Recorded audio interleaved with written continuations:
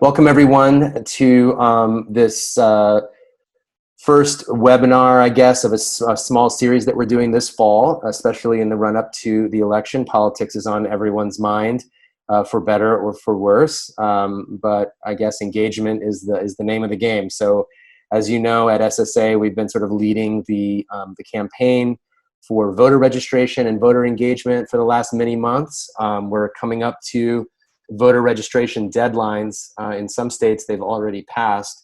But of course, we're still pushing voter registration to the last minute, and then we're going to be encouraging folks to come out and vote. And sort of in the spirit of our Secular America Votes campaign, we've invited Sarah Levin, the founder and principal of a new organization, Secular Strategies, that she started, to come and make a presentation about making an impact in politics.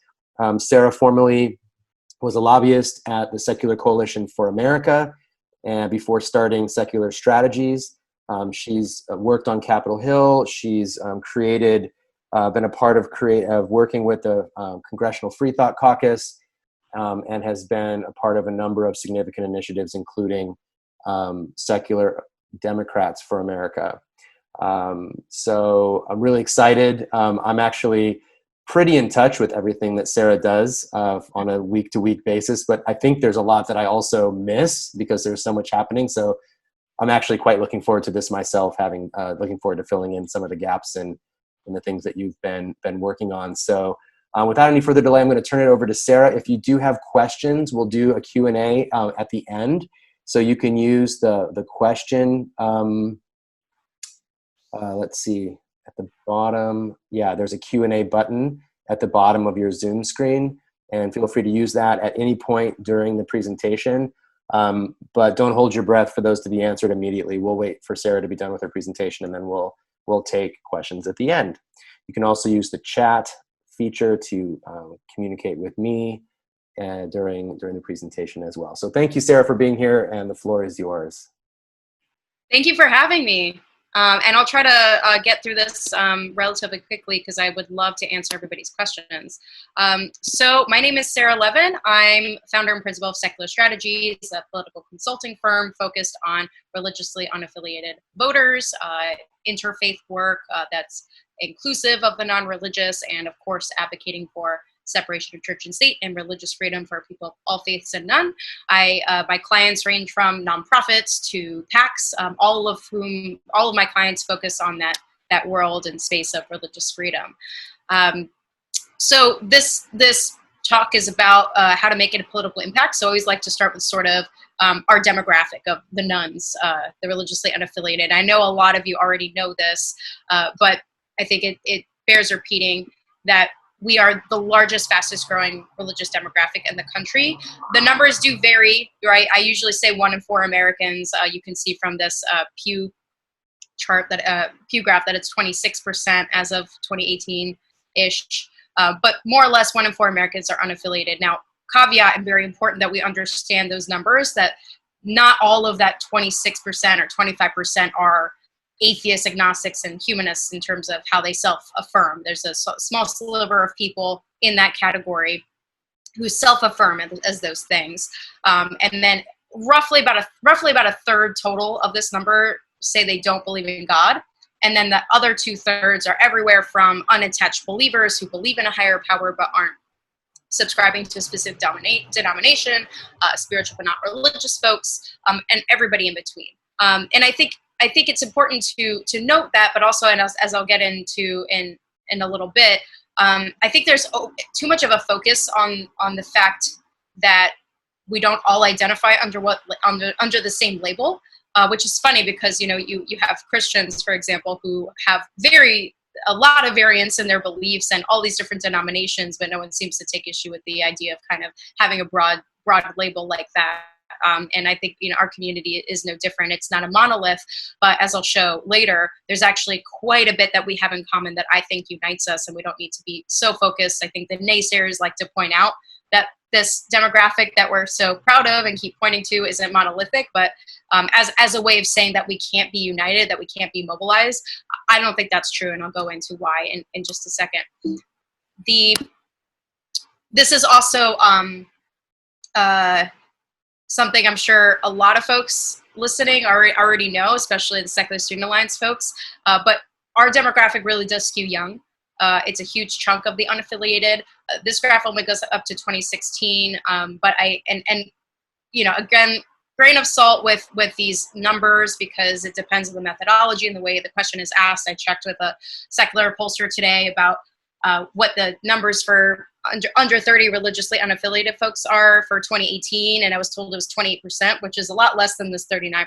But I think you have to look into the methodology of each poll you look at. But I think uniformly, it's well established that a huge chunk of the religiously unaffiliated are young, and unlike the common refrain that they'll just get old. Well, they'll just get more religious when they're older. That's actually not the case. We have enough data to see that the growing amount of young unaffiliated people, they will stay unaffiliated as they get older. And that's why I think it's, what Secular Student Alliance does is so incredibly important. All of the youth-oriented groups, secular organizations in our movement are doing some of the most important work there is to do when it comes to organizing and advocating and just building community, because the young generation of religiously unaffiliated, you are the future voters. You are the future of our entire movement. And so definitely want to give a shout out to Secular Student Alliance for all the great work they do, because it's really important, especially as it impacts our future political influence. So I hope we can work this out in the chat, Ryan, if you'll tag team with me, but I'd love to get some feedback from the audience for this question, which is, Sure. If the religiously unaffiliated are the largest, fastest growing demographic in the country, why don't we have more political influence? So if you could just put in the chat, why do you think that is? Oh, you know what I might have? Let's see. If it's too complicated, There we go. Okay. Yeah, I think folks should be able to reply in the chat. And the panelists, which is Sarah and myself, will see. All right. What do you guys think?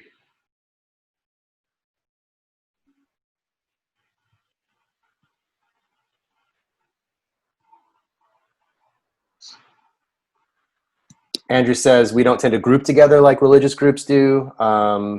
Sean says, lack of organization. Another Sean, different Sean says, they're coming in fast now. My screen jumped. Clear lobbying objective. Most are in the closet still. I guess that we lack a clear lobbying objective, and that a lot of atheists and non-religious people are in the closet. Historically unorganized. Ryan says historically unorganized. Christine says have not had time to organize as other groups have, I guess referring to the longevity of some of these right-wing or religious groups. Rebecca says major political parties don't have a real space for us. They don't know how to respond to us. Rachel says because we do not have a lobby of nuns. Lynn says that entrenched political parties refuse to acknowledge us. Sohan, usually voting along traditional partisan lines. Neil Polson, hey Neil. Close correlation to wealth. Younger folks don't have it. Elder and religious groups do have those coordinated resources. Sam, okay. Yeah, we got a bunch. So you can Great. No, these are really good answers. I want to pick a few to push back on first, and then take some of the ones that I think are absolutely correct and kind of talk a little bit about how we can mitigate those. So first of all, in terms of having a cohesive set of issues to lobby on, there are, I want to say, at least 5 national secular organizations that have paid lobbyists. If you look at the Secular Coalition for America's Model Secular Policy Guide, it is a nearly 40-page document of all of the issues on which the Secular Coalition and its member organizations, of which there are 19, take a position on. I challenge you to find a coalition that agrees 99% on that many issues that cross-cut tax policy, health policy, environment, military policy. I mean, it goes on and on. It's a very comprehensive document. And so the idea that we don't have an agenda, I think that that's a misconception. And I think part of the problem of oh, we don't have an organized space to be non-religious. I think that, a lot of these organizations have been around for a while, but they still haven't reached everybody out there. I can't tell you how many times I've gone and tabled at a parade or at a convention, and the amount of people I talk to who say, gosh, I had no idea there was this entire movement that would provide a home for me. And they get really excited about it, but it's like, how many years of life they lived without ever hearing that there was such a thing as an organized secular community. That is a problem. I think that we do not reach the people that would otherwise join these organizations. And I think that's just something that the movement has to work on. But also, given what I think, I can't remember who it was, made a really good point that, we have a home game disadvantage here, right? So that we haven't been around as long. Religious institutions have have had a lot more time and lead up to build the kind of institutions they have.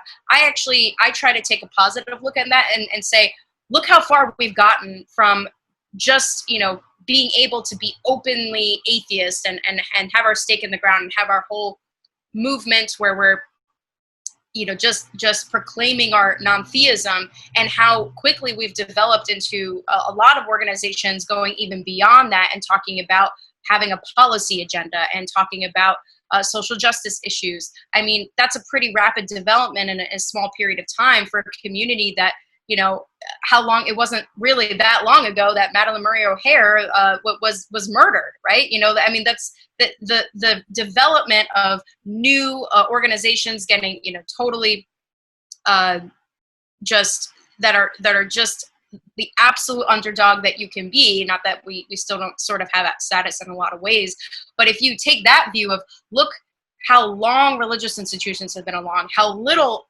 time really we've had as a movement to organize, and how far we've come in such a short period of time. That's the view I like to take. But it's also a sort of a reality check that I always think of all the work that we're doing today as the beginning of a 30 to 40 year period of movement building, which is, by the way, what the religious right did. They're reaping what they've sown, and but recognize that they didn't put all of this together in the last 5 or even 10 years. It's been like 4 decades in the making.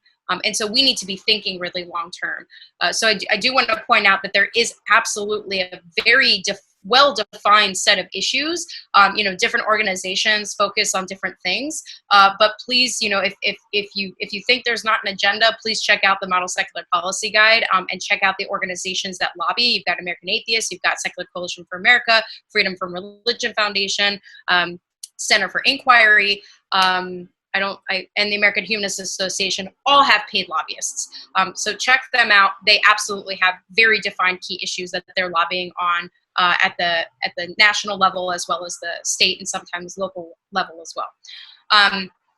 I think one thing I was interested that I didn't hear that I think is huge in terms of political influence is funding and turnout, voting turnout. I don't think anyone mentioned that, but there was a lot there. So I'm going to get into those in a second here. I'm trying to think. There were a few others. I'm sorry, I don't actually see the chat, so it's kind of hard to. Well, that's okay. Let me ask you about one that I thought was compelling. Just scanning back through. I mean, a few people mentioned like our lack of organization, sort of like the herding cats thing, or atheists don't gather. One of the first things I heard when I stepped foot in the atheist community was that atheists don't gather. And then I discovered that there were like dozens and dozens of groups that gather all over the country. Do you think there's a distinct difference between the way Christians gather, as one example, and the way atheists do or don't? Yeah, I do. First of all, I think that not every religious community, but I think a lot of religious communities seek converts. And that's part of the institution, right? Like there's a training program of some sort. You would know this better than I would, Ryan. That it kind of comes with the package, right? Of like we need to gain more followers, especially because that's part of how they financially back themselves.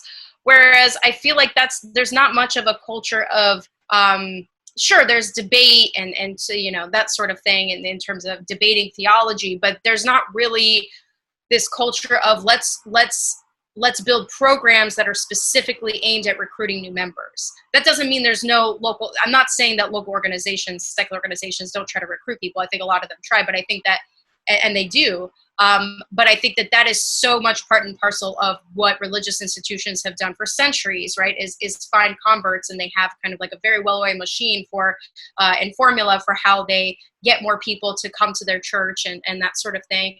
And I think a huge part of it too is the kind of services that a lot of them offer.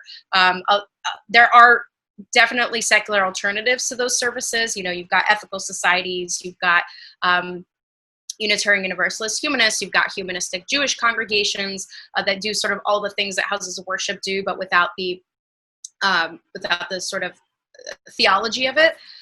But you know, it's not to the scale that you know, traditional religious institutions have. And you know, it's actually a speech I heard by Hamid Mehta years ago that really drove this home for me, that a lot of people go to these places not necessarily always because of they share the beliefs, but because they get something else out of those communities. They get a place to bring their kids to Sunday school. They get community. They a lot of people talk about how when they leave their church, they miss the music, right? So there's other things that people get, you know, kind of human needs out of religious institutions that I think secular organizations, because of sort of how we're oriented, we don't always, although I think, you know, Oasis groups are great examples, Sunday Assembly, there are models. It's just, again, we haven't had as much time to really build that alternative model. And also it's difficult because we have the challenge of having to have a different flavor of organizing for different people, because some people leave religion and they don't want anything that looks or feels like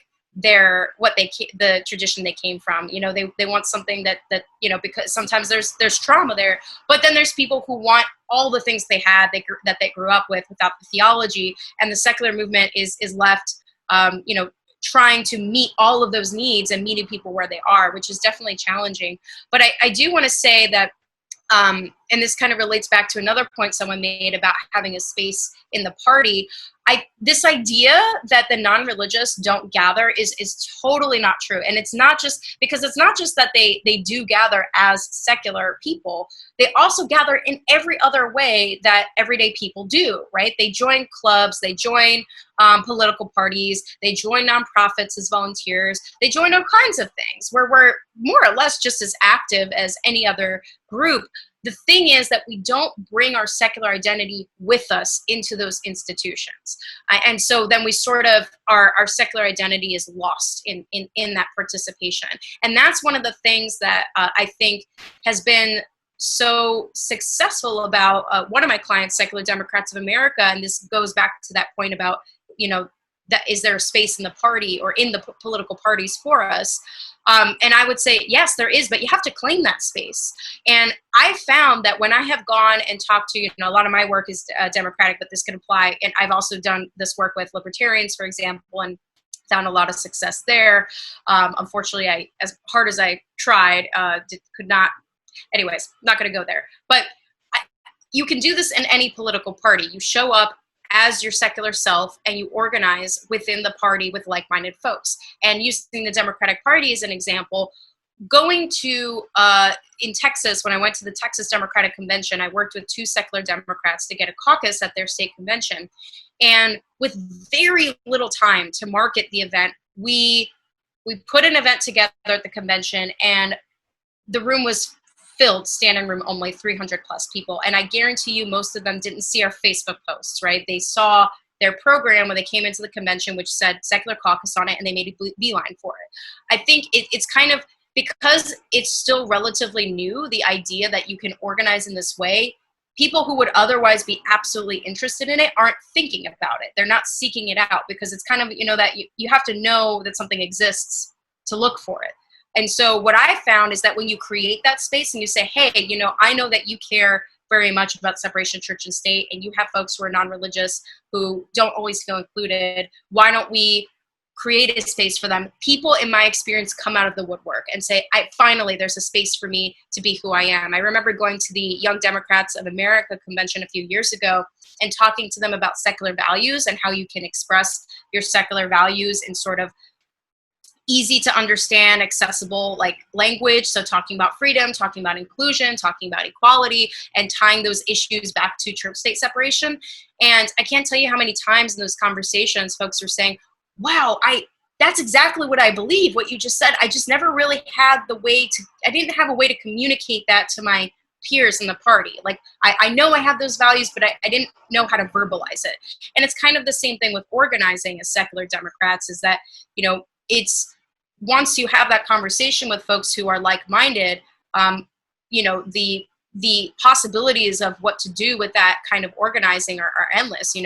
Folks do want more representation of openly non-religious people representing them. What does it take to do that? Who's going to back the openly atheist candidate running for, the local, county commission? It's got to be a group of secular Democrats who are saying, we want to increase our representation. We want to support people who are going to be champions of separation of church and state.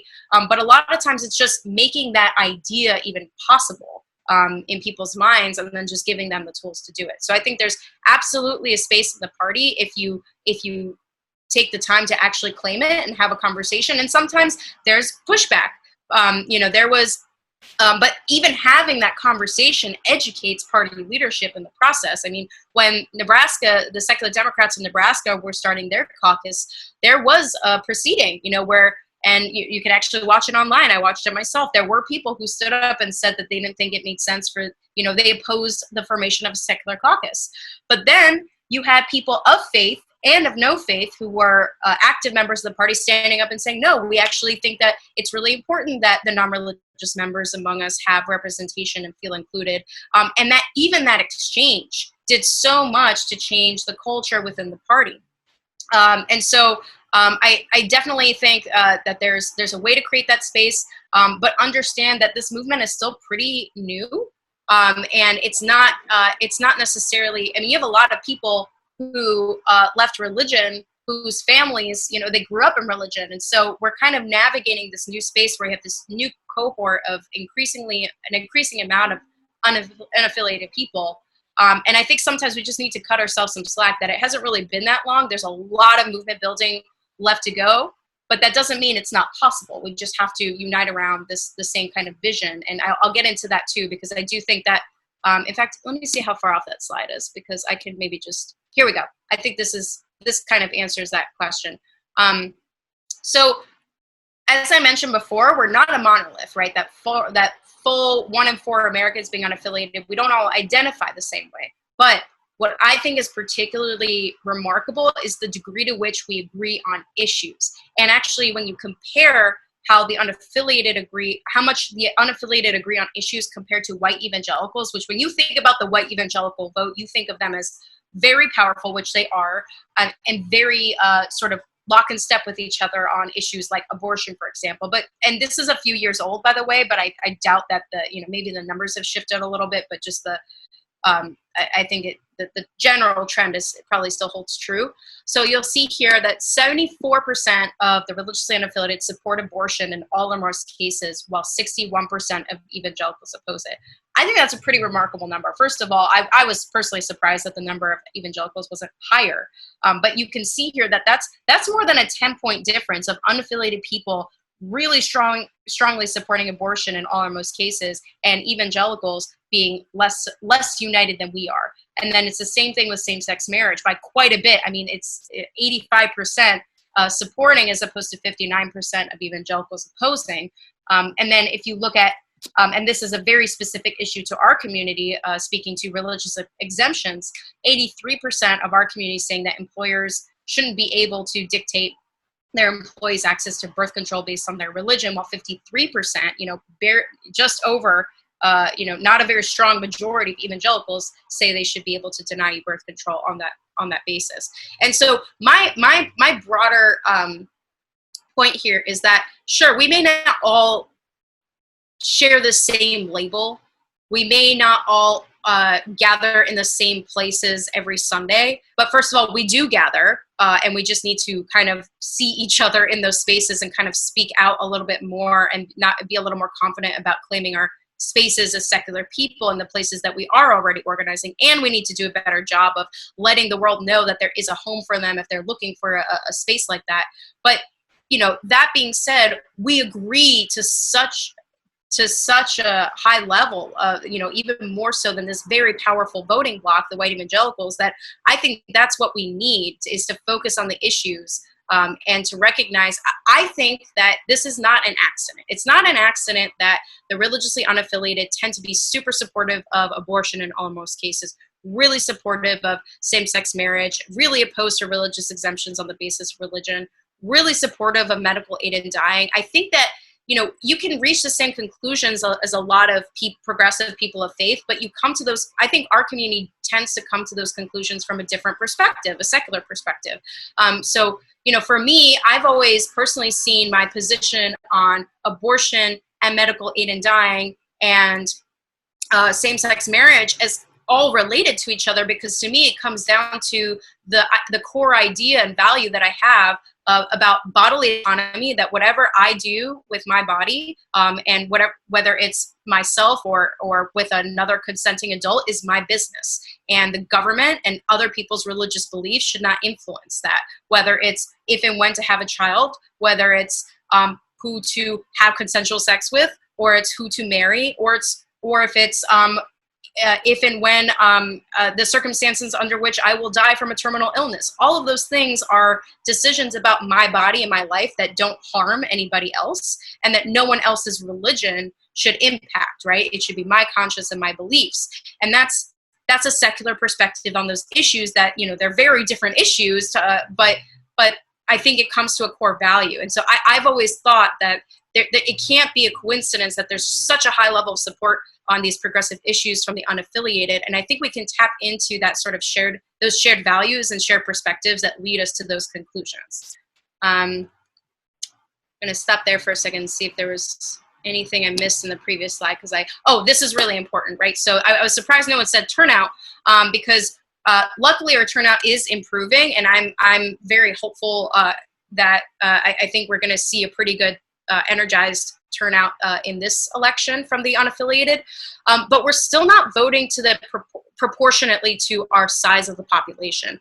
And so I know that on the one hand, there's a lot of support for progressive policies among the non-religious. Not all of them are Democrats. There's a sizable amount that are independents, there's Republicans and as well, but the majority of the unaffiliated are leaning or voting Democrat.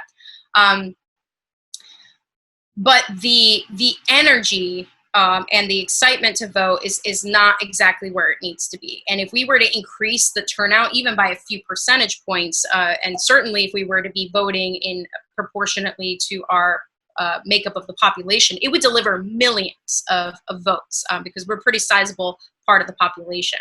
And so that excitement and energy is something we really need to focus on with our cohort, and to impact and to, you know, answer the central question, which is how do we increase our influence?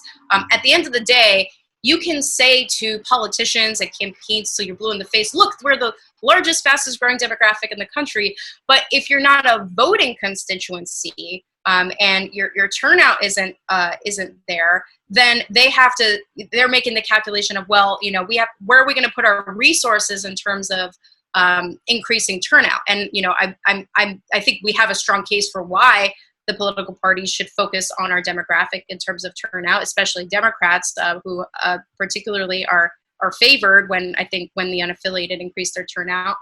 But we also need to do that work. And that's why I want to give a shout out to Secular Student Alliance for your work on Secular America Votes, because it would really make a huge difference, and we would get more attention paid to our issues and our constituency if we were seen as delivering millions of votes, especially in close elections. That's going to be really important. I'm going to stop and see if there are any other questions before I move on. I know you wanted to save them from the end, Ryan, but no, that's however you want to do it is fine with me.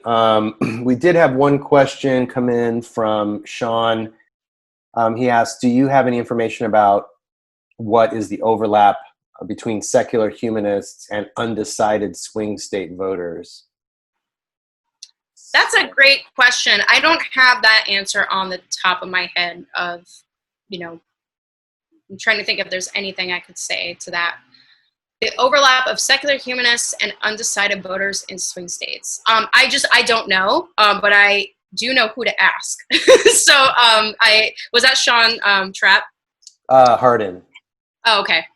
Well, I will get back to you, Ryan, on that, and then maybe you can follow up, because I don't have the answer to that, but I do know some pollsters that I could ask. It's a great question. Yeah, I mean, because that's where, these lately, especially, and by lately I mean for the last 20 years, elections have been won and lost in these. Yeah, at the top of the table. I tried to guess. I would say I think our community's issue is that it's not so much that. I would be surprised if we had a really substantial amount of undecided unaffiliated voters. I could be wrong about that. I think the problem is that they could be decided but end up not voting because of the enthusiasm gap, which I think that's the bigger problem for our community. Is the interesting gap. But that's a little bit, and kind of always believe the evidence. So let me see what I can find on the numbers. That's just kind of me pontificating. So this is kind of the meat of the whole discussion here, is how do you build political influence? So I kind of broke it up into three categories of ways that we can build influence. One is what I call home district ground game, which is building relationship with lawmakers, starting with your own. And that includes whether they are a lawmaker that agrees with you or not. They should know who you are. And I think even with lawmakers that it depends on the individual, but I've heard some good things from activists on the ground who have representatives that do not represent their views at all, but that they've built a relationship with, and that matters, right? Because sometimes they may not vote your way, but there are sort of marginal victories you can make, and just educating lawmakers about the community. So building that relationship. If you've never, not in COVID times, but this is kind of a pre and post COVID thing. But make use of your home district office and have a meeting. Especially if you're part of a local secular group. If there's an issue that you've identified that you care very much about, just organizing a meeting to go to the home district office and talk about that issue and leave behind some materials about that issue. And then, of course, I'm sure a lot of you have done action alerts, and that's really great to do. But, action alerts are sort of a baseline, and basically your action alert, what you fill out gets sent to the web form of your member of Congress or your state lawmaker if you're doing a state action alert. And, that's really good. But you also, that's not, to build a relationship, you need to actually meet with a person, right? And it doesn't have to be the lawmaker. A lot of times, I think building relationships with staff is really, really useful, because they're the ones that are actually doing all of the research and making recommendations to the lawmakers. And I've met with both Republican and Democratic staff who then told me in my conversation with them that they are a non-theist. And built that relationship on both sides of the aisle. And you're not going to get that when you're doing action alerts, which you should absolutely do, but take the next step. And these days, it's actually even easier. You can just schedule a Zoom meeting or a virtual meeting rather than an in-person meeting, although that's ideal post-COVID, with staff to talk about an issue. And I think one of the things that people find really intimidating about that is that there's kind of this imposter syndrome of oh, well, what do I know to talk about this issue? But you have to understand that lawmakers and their staff have to make decisions on so many different issues all the time. And they can only be, there's a few issues that they'll go really deep on, but everything else they're going really, really wide. And they know a little bit about everything. And so you really can be, and one of the most valuable things you can be as an advocate is a subject matter expert, is to build a relationship where they know that you're going to give them good information. And when they ask you a question to something you don't know, you just say, I don't know, but I'll get you that information. And then you go find that information, because a lot of time, that's what staff really love, is when you make their job easy, where you can give them information that they can present to their boss that they didn't have to gather themselves, that they can trust is good and trustworthy. And that, again, even for lawmakers that disagree with you, it's helpful for them to know where you stand, and why you stand on that side of things. Because, you know, the alternative is they're only going to hear from one side. You know, when you don't speak up, other people speak for you. And even if you're constantly, I know it's tiring, in opposition to where your lawmaker is, they still need to know that there's a constituency that's not happy, and why they stand where they stand. So that's home district ground game. I think it's kind of the easiest thing, you know, to do, especially because as a constituent, you do have a right to have access to your member of Congress. And I know I keep saying Congress, but this goes for state and local level. And in fact, I should emphasize that state and local officials are that much more accessible. And a lot of times, depending on your state, in a state like California, they have staff. But in a lot of states, they don't have staff. So if you schedule a meeting, you're meeting with your lawmaker themselves. And especially if you're reaching out at a time when they're not running for reelection, that's a really good time to build a relationship. So, you know, I know we're really focused on the elections right now, but this is year-round stuff, right? Working with your elected officials and getting to know them. I really recommend, as a very simple thing to do, sign up for the newsletter for your member of Congress, your state, and your local officials. And just, I know you get a bunch of emails, but especially back when we're back to in person, but now also, you know, these virtual events, you might be surprised, especially when you get to the state and local level, that just by being a little bit active, you can get to know a lawmaker and their staff pretty quickly, because those are not necessarily the most well-attended events a lot of the time. You know, sometimes, you know, when there's especially if it's a member of Congress and there's a big national conversation, like say, you know, Supreme Court nomination, there's going to be kind of a burst of, you'll get really full town halls, but a lot of times, you might be one of very few people who are showing up to these kinds of things, and it gives you a great opportunity to build a relationship. So I want to get into electoral ground game now, which is, of course, very, very relevant to our moment right now. I know a lot of you are already active in this, but I want to talk about sort of why it's important to be active in this. You know, obviously, and I don't need to tell all of you that the stakes are really high and that there's so many things on the ballot, but just from a political influence standpoint, if you are a community or a constituency that is seen to move votes, that a campaign knows that if they work with you, you can get dozens of volunteers to show up to something. If you can get people during, you know, non-COVID times to knock doors, if you can deliver volunteers, the people power, then you will get noticed, and you will have an ear.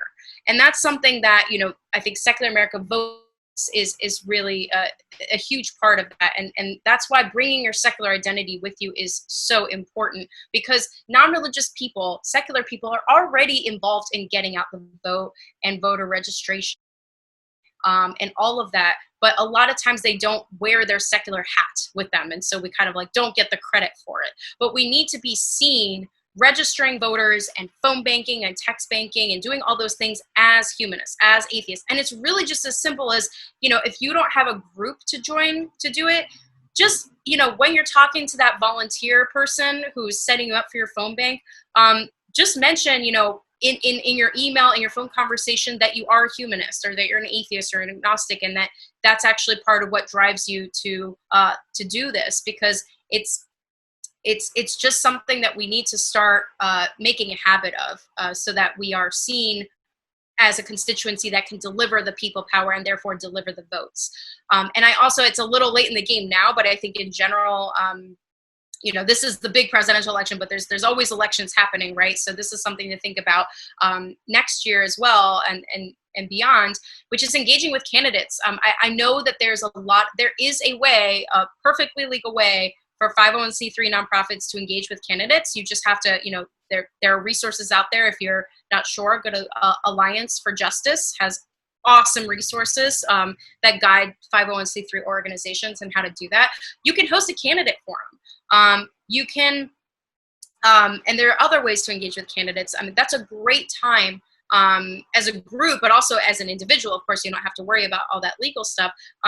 You know, reach out to the campaign and ask a question. I actually, when I voted in the primary in Pennsylvania, I didn't really, there was nothing on the website of one of the incumbents for for my state rep, the incumbent's challenger had nothing on her website about church-state separation. So before I went to vote, I sent an email and asked what her position was, and I got an answer, and it was a very good answer, by the way.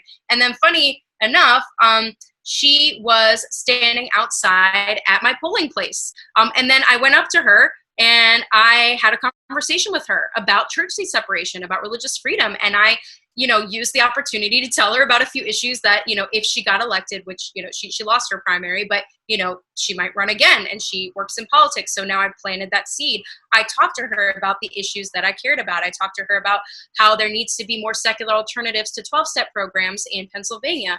I talked to her about some of the things going on in the Pennsylvania legislature. I threw out the idea of maybe swearing in on a constitution like her incumbent does, the person she was challenging, swearing in on a constitution instead of the Bible. She wouldn't commit to it on the spot, which is smart of her, but planting that seed, right? Having a conversation. That's just me as an individual voter, but those kinds of conversations can really go a long way because, I might have been, I'll bet you I was probably the only person who contacted the campaign about separation of church and state. If we all did that regularly and got that as a question on the radar, then maybe we would start to see candidates actually put that kind of thing on their website of where they stand on religious freedom. Even if it's a section on civil rights, they're still not thinking about it and prioritizing those issues. And we as constituents, as voters, have to get that on the radar and just simply reaching out, having a conversation, or with your group inviting candidates to be part of a forum or sending them a questionnaire to make a voter guide, for example, which C3s can also do. It's a great way to get engaged. And, these folks often, even if they lose, they run again or they're involved in politics. And if they win, you've built that relationship or you know where they stand and you have contact information. A lot of times the people that run the campaign end up working for them. So if you build a relationship with the campaign manager by, emailing them about these issues or say volunteering for their campaign if you really support the candidate, then you have the ability to have some influence and have a relationship to build upon when they're elected. And then finally, party organizing. And I do have a slide to address all the folks on here who are totally against the two-party system and have issues with the way our elections work. Don't worry, I have a slide just for you. But for those of you who are okay with the political parties or willing to deal with them as they are, I cannot emphasize enough how impactful it is to get involved in your political party. And that's whatever party that you happen to be a part of. I work with Democrats, but I've also worked with Libertarians and Greens and some Republicans, although I think that's increasingly difficult to be a secularist Republican these days with the influence of white evangelicals on the party. But there are absolutely non-religious and secularist Republicans, and I think they do need to be more vocal, frankly, and have a lot more. I would love to see them have more influence on their party. But in general, no matter what party you're part of, I think it would surprise you how many opportunities there are to get involved, especially as a young person.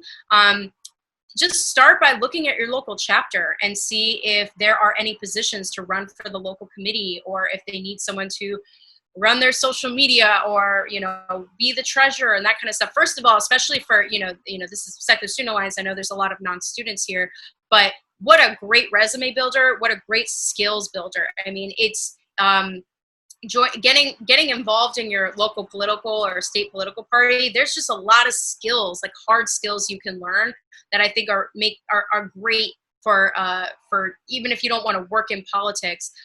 It's just really helpful, I think. And it's you get kind of like, you don't get paid, but but you're kind of making a difference and getting involved, but also getting awesome skills at the same time. So just go to the local chapter and see what's going on. I mean, a lot of times what I found is in politics, if you just show up, there's a lot of opportunities to make a difference and to have some influence, especially if you're in an area where there's a real need for more young people and more people in general to build out the party.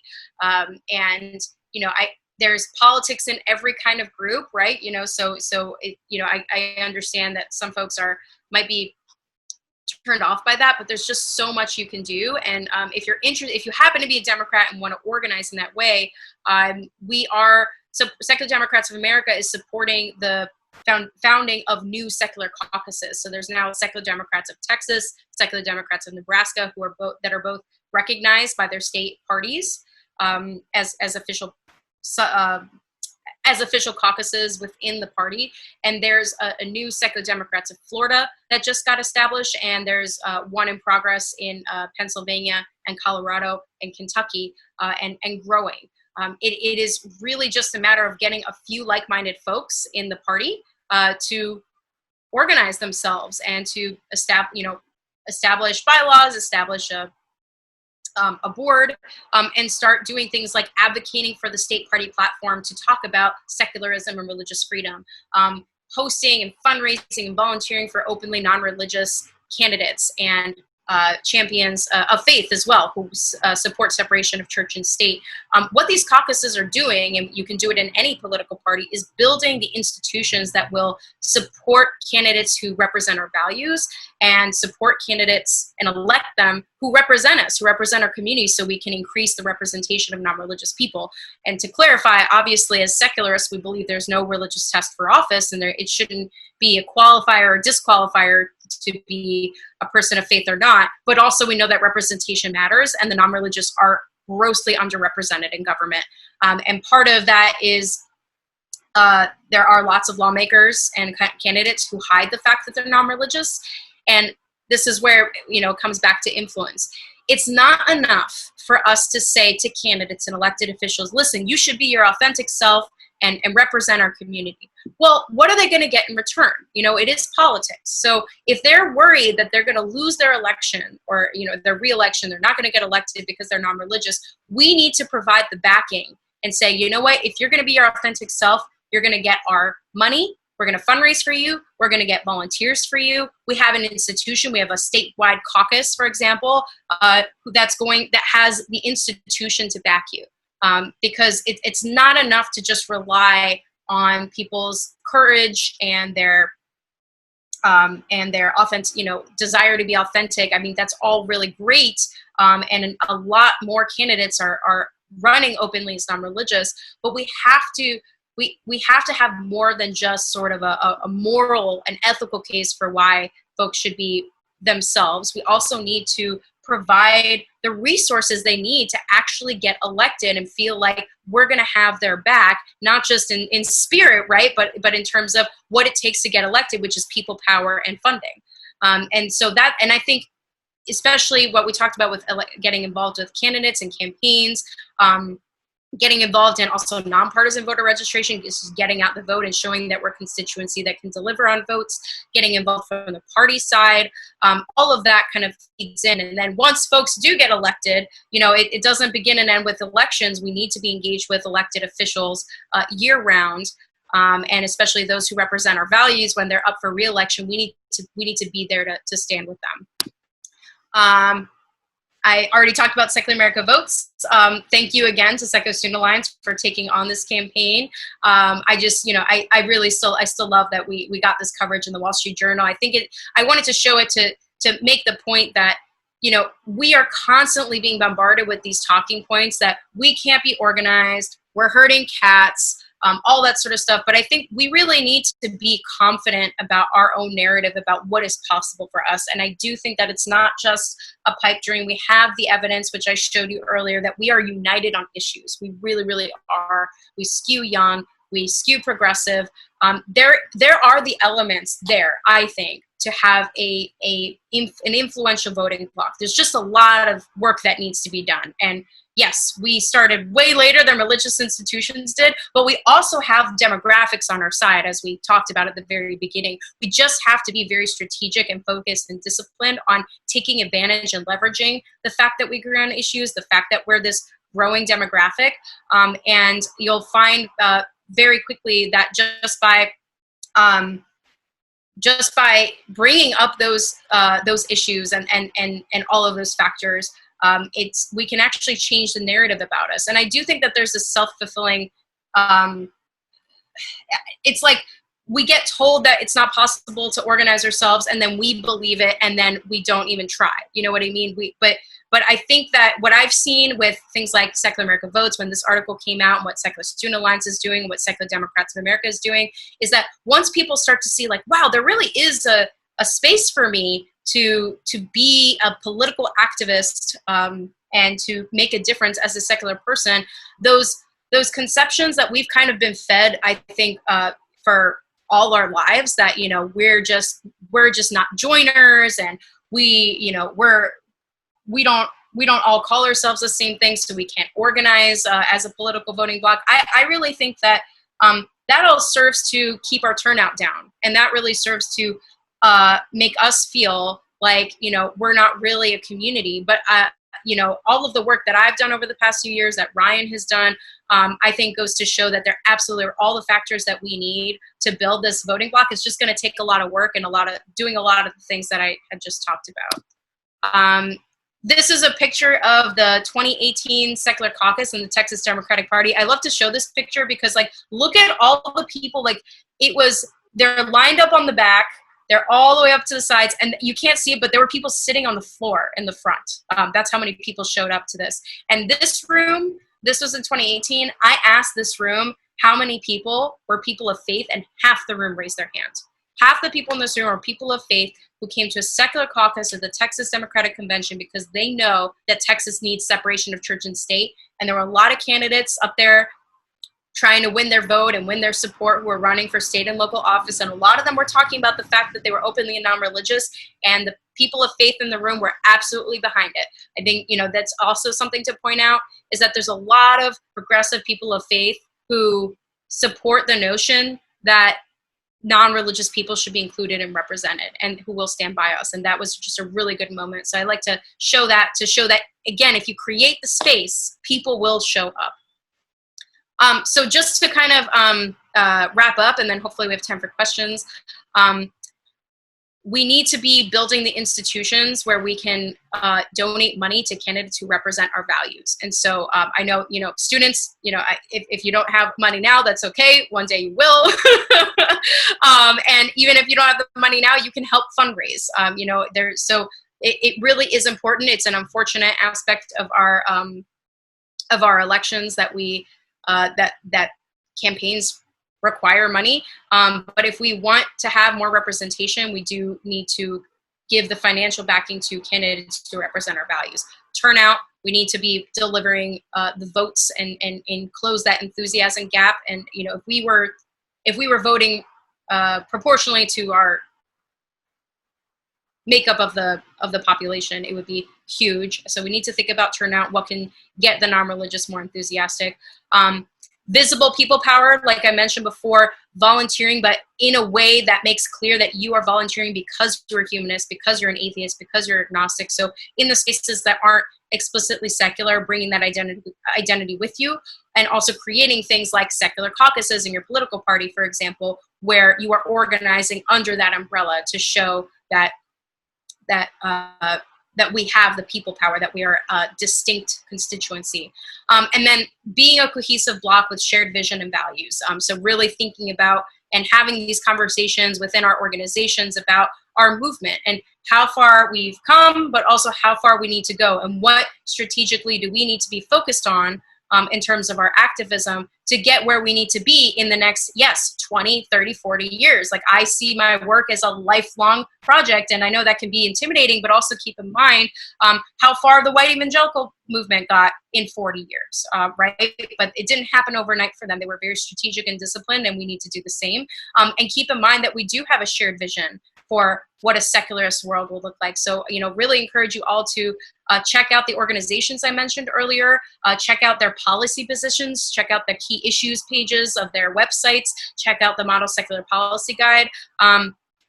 You know, I know that separation of church and state and religious freedom are kind of like really broad topics, but there are really smart people who have done the work of looking at how those issues impact every single aspect of policy, from the military to our taxes to healthcare.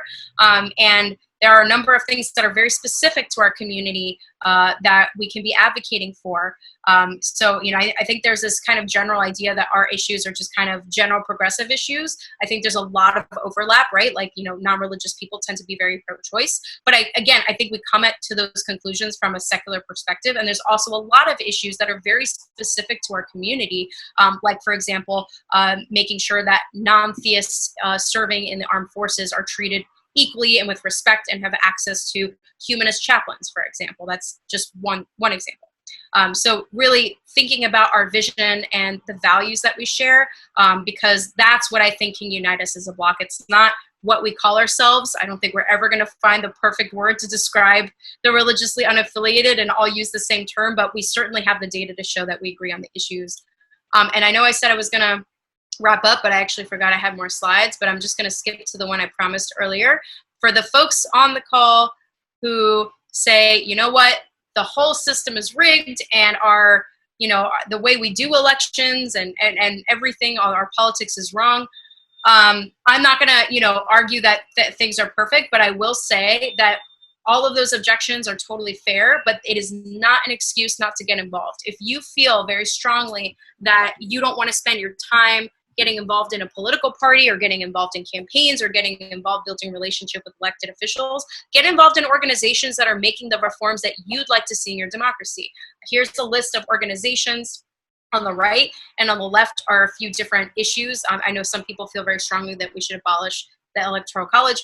I'm not taking a position on that, but I am saying that if you feel really strongly about that, there are organizations that are actually working on it. So go volunteer for them. If you don't like the way that we vote and you want to see ranked choice or approval voting, work for organizations that are making those reforms. If you are, sorry, my face was blocking the bullet point. If you're concerned about gerrymandering, there are amazing organizations that are focused on that issue. And it is a huge, I call all of this root cause activism, because there are very legitimate problems with the way our democracy works that we need to address so that our elections can be just have more, just so that everyone can really feel that their vote counts and actually have their vote count. There's obviously a lot of voter suppression. And so there, as we know, there are great organizations working to combat voter suppression and making it easier to vote, or trying to repeal some of the restrictions like voter ID laws and things like that. Overturning Citizens United and Money in Politics, again, great organizations that are actually working on that. And so don't use these very legitimate concerns. I'm not going to call them excuses, because they're very legitimate concerns and objections to our political system, but don't use them as a reason to not be involved. Address the problem, right? Because we all have a duty, especially now with what's at stake. We have to be the foot soldiers that are defending our democracy itself. And so if you're concerned, which I totally can understand why you would be, get involved in the organizations that are dealing with the root cause problems. And know what's on your ballot. Ballotpedia is a great resource. I think I donated to them recently. Just know what's on your ballot. I know there's a lot of attention at the national level on the presidency, but a lot of times folks, wait till the last minute to figure out information about their state and local candidates. And especially when you get to the local level, sometimes the websites are really wanting for information. And so you're going to want to give yourself that time to look online, see what your local news outlets have said, really find the information, figure out. There were a lot of primary candidates I had to look up in Pennsylvania that I hadn't heard of, for Auditor General, for all these other things, looking every single one of them up. Again, sometimes their websites are very general, so you have to do a little bit of research to be an informed voter. But just remember, the down ballot races are very important. And the more local you get, sometimes the less information and coverage that they'll have had. So you need to give yourself some time to actually make an informed decision about those candidates. And also, when you're thinking about your activism, don't lose sight of the fact that so much of what impacts our lives is decided at the state and local level. And so, don't feel like the presidency is the end all be all of activism. The local stuff is super important. Now I'm actually going to stop, and hopefully if we have time for questions, that would be awesome. Thank you so much, Sarah. We're all giving you a virtual round of applause. Thank you so much. You are a wealth of knowledge and enthusiasm. Every time I get a little cynical and I hear you talk, I'm like, yeah, we can do this. I just wanted to underline a couple things that you said, and then do a couple quick plugs, announcements, and then see if there are any outstanding questions. There's one question here, and if anybody else has questions, please use the Q&A.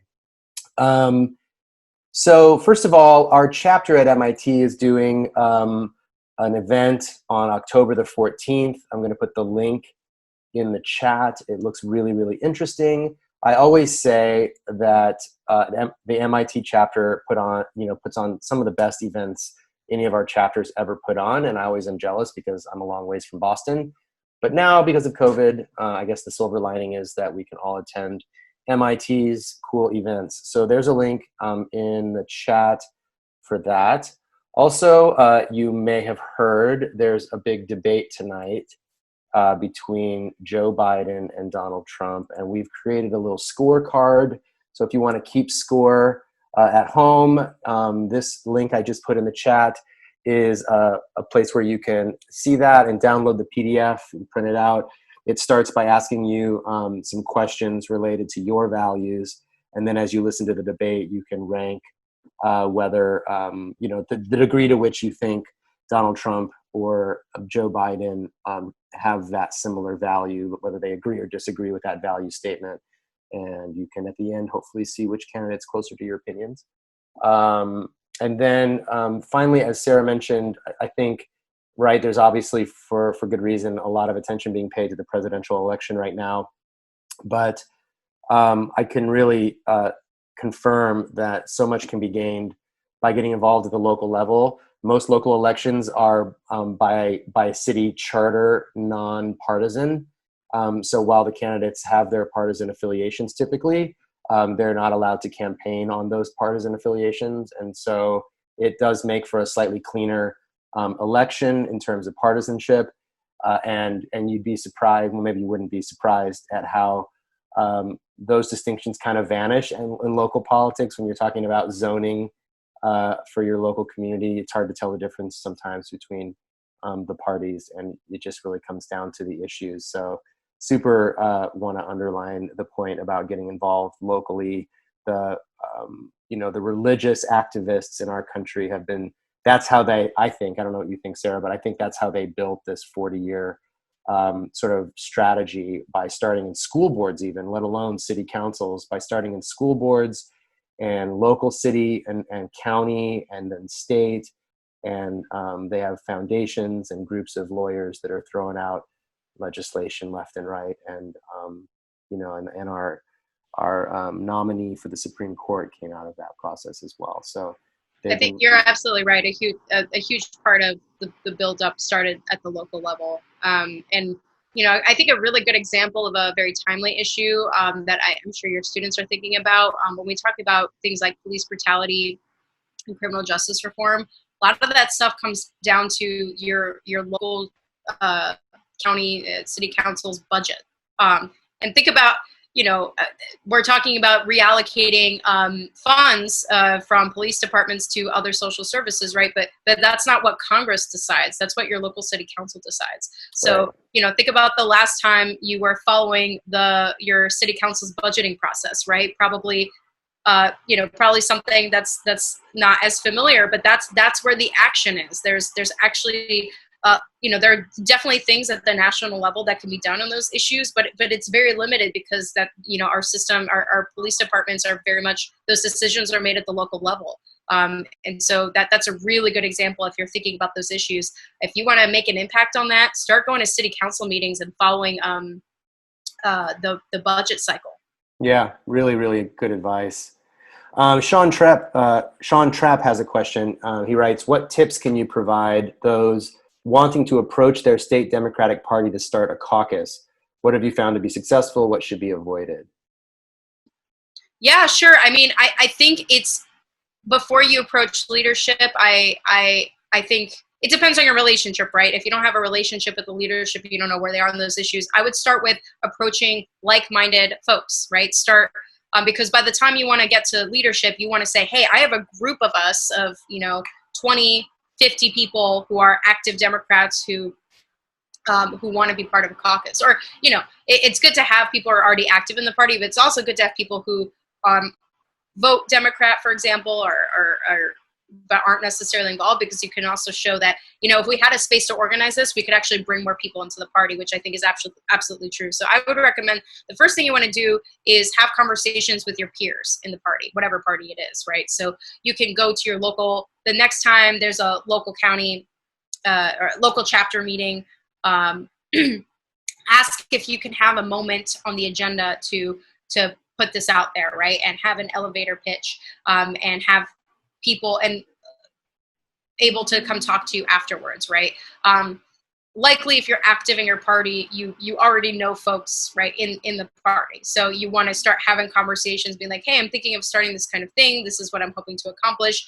And then just go from there. Reach out to chairs of other, you could do kind of like, especially now, it's a lot easier because everything is virtual. So you can reach out to all of the local chairs of the various party chapters in your state and ask for a minute or two on their next agenda, or if even more, maybe they're interested in a presentation. You could do a presentation about church-state separation issues and the inclusion of the non-religious and what they need to know about the non-religious vote and all those kinds of things. And just start, it's basic grassroots outreach, just having conversations, and just have like a form, right, where people can, everything is centralized, so it's not all in your brain, right, that you have one place where people can sign up. I can tell you, excuse me, how we did things with Secular Democrats of Florida. I knew some active Democrats who were also active in the secular community, not uncommon, right? Activists like wear many hats. So there's, they have their nonpartisan hats, and they have their partisan hats. And I knew a few of them. And I put together a very simple form that basically said what the mission of the future Secular Democrats of Florida would look like. And have people just put their information, say, if you'd like to become a member of this future caucus, put your information there. Within a week, we had over 100 people sign up. And so from there, we organized an event to kick off the caucus, right? And we had 2 openly non-religious elected officials speak, who are representatives in the Florida State House. We had a number of candidates who are running for state and local office in Florida, who were all openly non-religious. We had representatives from the Secular Democrats of Texas and Secular Democrats in Nebraska speak. And the whole point was to get all those people who had signed up like a real picture of like, here's elected officials who represent our values. These are kind of folks we want to elect. Here are candidates that we should be able to support. And here are people who are doing exactly what we're talking about doing here in Florida, in Texas and Nebraska. They can do it in Texas and Nebraska. We could do it in Florida. And from there was an online facilitated election, because out of that event, there were a slate of candidates of people who said, yes, if there's going to be a caucus, I want it to happen. I want to run for president, for vice president, for secretary, for treasurer. And they were elected, and now they're off to the races to start having their first events and meetings. And so there is national support if you're a Democrat who wants to do this kind of stuff from Secular Democrats America, but you can do this in any party. You just have to start having conversations on a personal level, doing some outreach, seeing if you can present or make a quick elevator pitch at the next meeting for not just your local chapter, but all over the place across your state.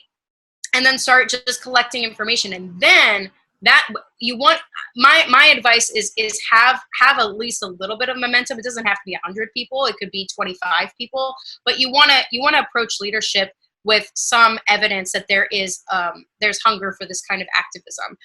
And then, approach them, tell them that there's interest, and also make sure that you're approaching them in a way where you're talking about how this is going to benefit the party, right? Because leadership is focused on what they've got to do, right? You want to show that, you really do feel that not only would this bring more people to the party in terms of activists, but also that there is, show them the numbers, show them that there's an enthusiasm gap and that there's a turnout gap with the unaffiliated who tend to vote a certain way. Or if you're a Republican or a Libertarian, you can show the amount of independents and the percentage of Republicans that are unaffiliated, and make the case for why you stepping up and leading the charge on a secular caucus would actually translate to a net gain for the party. So, make sure that you make your case and think about, their perspective and what they're interested in, right? They're interested in getting funding and votes for Democrats in their state. That's their job. And so make the case, and there is a very strong one for why secular caucus would actually help further that goal. So those are my two main tips. Make your case, and then, do the actual work of building the enthusiasm and the kind of your list of initial members so that they know that it's not just, one person's idea, but 25 or 50 people's idea. I know there's a lot of differences between states and counties around the country too, but in my area, there's a ton of Democratic clubs because I'm a Democrat, but there are also Republican clubs. And, you can usually, as you were saying before, Sarah, they're wanting for leadership, whether it's help with the website or help putting together the 4th of July picnic or whatever it is. And you can easily get involved. I've gotten involved in one of our Democratic clubs here locally. And as a result, now I have, good relationships with members of the county committee of the California Democratic Party. So that's kind of fun. I want to give one more plug. This is specifically for Democrats, but I think it would be applicable to all humanists.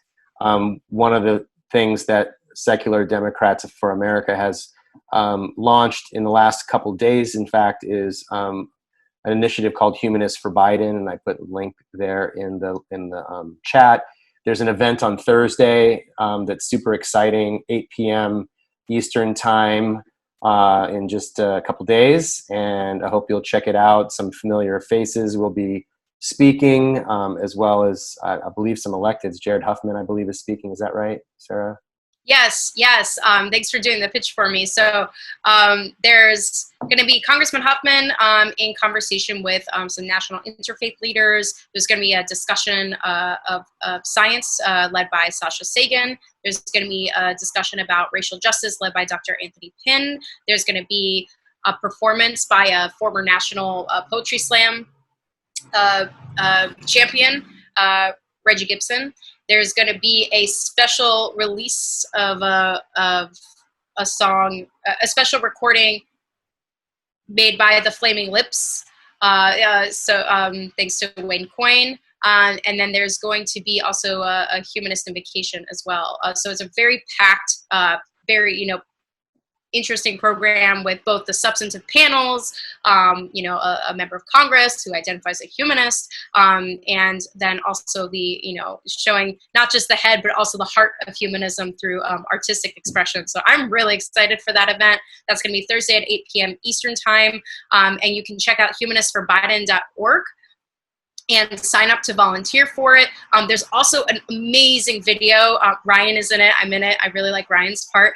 I think it's a great showcase of what humanism looks like. It really represents, I think, very well our values. And so I definitely recommend that you check the video out and share it, because I think we really, as a community, need to start explaining and expressing our values to people. I mean, one of the things I've noticed with a lot of Democratic operatives is that a lot of them, they just don't know much about us. It's not like there's always this malicious, antagonism towards us. It's just that they've never had a conversation with a non-religious person about their values.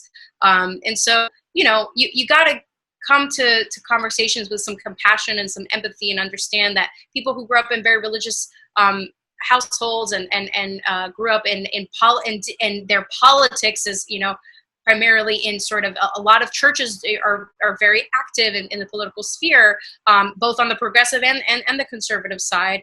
And so, be that person to have that conversation and provide that safe space for them to ask the questions. One of my favorite things that I've been able to do is to answer questions, like basic questions to folks at the DNC who it's their first time dealing with the non-religious, and so they have questions about what words to use, and where the sensitivities are, and what issues are important to us. And sometimes this is the first time they've had someone to ask, right? So be that person. And I think, that all came out of the video, but I do think the video is a really great synopsis of sort of where our values come from. And I think that's one of the biggest sources of stigma of the non-religious, that accusation that we have no morals, or how can we know right from wrong? And, what is it that we stand for?